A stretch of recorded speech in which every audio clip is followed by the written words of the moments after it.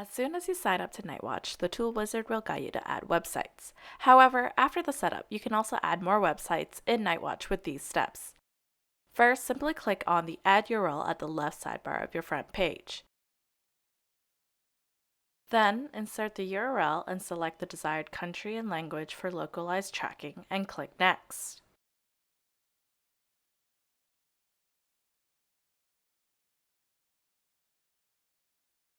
In the next few steps, you'll be prompted to insert keywords to track and your competitors' URLs to track.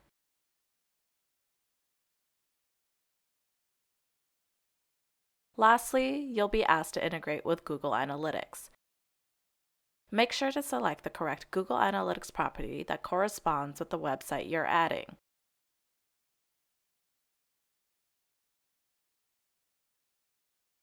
Congrats! Now you can quickly view the organic growth and progress of all your websites in one place, your Nightwatch dashboard.